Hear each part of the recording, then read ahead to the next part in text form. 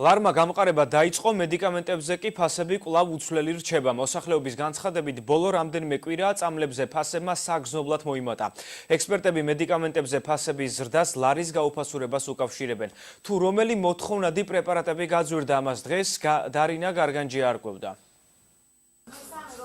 კორსიზი, ენაპაში, კარმეტადინი, პრესტანსი, ადიპინი. ეს იმ წამლების არასრული ჩამონათვალია, რომლებიც გაძვირდა. მომხმარებლები მედიკამენტებზე ფასების ზრდით უკმაყოფილო არიან და ამბობენ, რომ მათ შესაძენად თანხა არ ყოფნით. ვყიდულობდი თვეში კურსით ჩასატარებელს, ამ თვეში მივეცი 10 ლარით მეტი, 32 ლარი გადავიხადე. ისეთი წამლების ფასებია უკვე.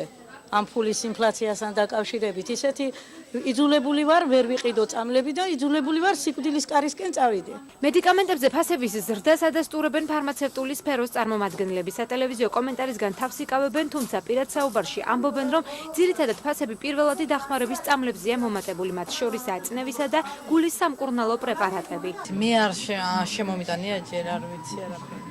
ექსპერტები მედიკამენტებზე ფასების ზრდას ლარის გაუფასურებას უკავშირებენ და ხელისუფლებას ქმედითი ღონისძიებების გატარებას ურჩევენ.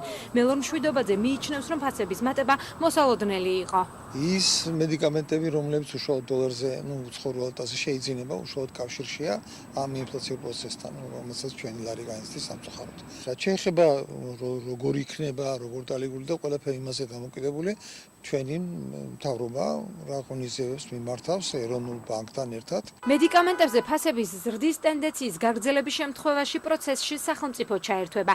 ეს განცხადება ჯანდაცვის მინისტრმა გააკეთა. დავით სერგეიკოს განმარტებით 15,000-ზე მეტი დასახელების პრეპარატიდან 15-დან 20%-მდე მხოლოდ 500-მდე მედიკამენტი გაძვირდა. რაც შეეხება სახელმწიფოს ჩარევას, ორი ძირითადი ბერკეტი არსებობს ამისათვის, ბევრი, მაგრამ ორი ჯგუფის. პირველი დოტაცია, რომელიც მართლაც კრიზისული მართვის ინსტრუმენტია და შორს მიმავალი შედეგები არ აქვს, კარგი, ასე რომ გამოუვალ მდგომარეობაში უნდა გამოვიყენოთ ეს მეთოდი, ან მეორე ესენციურ, ანუ პირველადი სასიცოცხლო მნიშვნელობის მედიკამენტებზე მოგების ზღვარის დაწესება. ლარის გაუფასურების შედეგად ფასები მომატებულია როგორც მედიკამენტებზე, ასევე სურსათზე, ჰიგიენურ საშუალებებსა და ბავშვთა საკვებზე.